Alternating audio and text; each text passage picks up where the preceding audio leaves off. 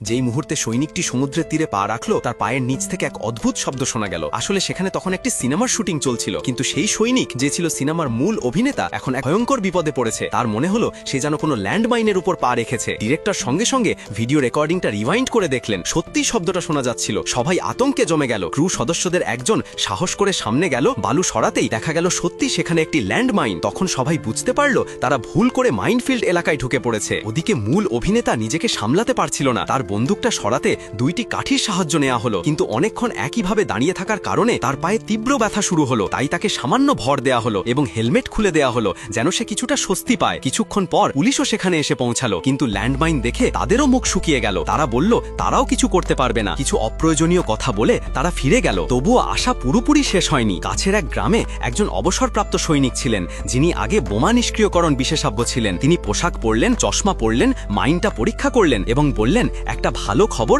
ও একটা খারাপ খবর আছে। ভালো খবর হলো এটি প্রেসার বেসড মাইন, অর্থাৎ যতক্ষণ অভিনেতা তার পা না তুলছে ততক্ষণ এটি বিস্ফোরিত হবে না। খারাপ খবর হলো এমন মাইন সহজে সরানো সম্ভব নয়। হঠাৎ এক গরু দৌড়ে মাইনফিল্ডে ঢুকে পড়ল এবং এক ভয়ঙ্কর বিস্ফোরণে টুকরো টুকরো হয়ে গেল। সবাই স্তব্ধ হয়ে গেল। অভিনেতার শরীর ভয়ে কাঁপতে লাগলো। তখন ডিরেক্টর এক স্টান্টম্যানকে বলল, যদি তুমি ওকে বাঁচাও আমি তোমাকে সুপারস্টার বানাবো। স্টান্টম্যান রাজি হয়ে গেল। সে হাঁটু গেড়ে বসলো, সাবধানে অভিনেতার বুটটা ছুরি দিয়ে কেটে ফেললো। তারপর দুই দিক থেকে চাপ দিল। তার ইশারায় অভিনেতা ধীরে ধীরে পা বের করতে লাগলো। চাপের পরিবর্তনে মাইনের ট্রিগার নড়ল, কিন্তু শেষ মুহূর্তে টিম ওয়ার্কের কারণে অভিনেতা নিজের পা বের করে নিতে পারল। মৃত্যুর মুখ থেকে ফিরে এলো সে। সবাই দৌড়ে দিয়ে তাকে তুলে ধরল। তারপর স্টান্টম্যান নিজে গিয়ে মাইনের ওপর শরীর রেখে দিল, অভিনেতাকে সম্পূর্ণ নিরাপদ করে দিল। অভিনেতা সমুদ্র তীরে ফিরে এসে প্রতিজ্ঞা করল একদিন সে স্টান্টম্যানকেই সত্যিকারের সুপারস্টার বানাবে। পরে ডিরেক্টর সবাইকে বাড়ি পাঠিয়ে দিল। সে মিথ্যা বলল যে একজন পেশাদার বোমা বিশেষজ্ঞকে ডেকেছে এবং বাকিদের সেখানে থাকা বিপজ্জনক। সবাই চলে গেলে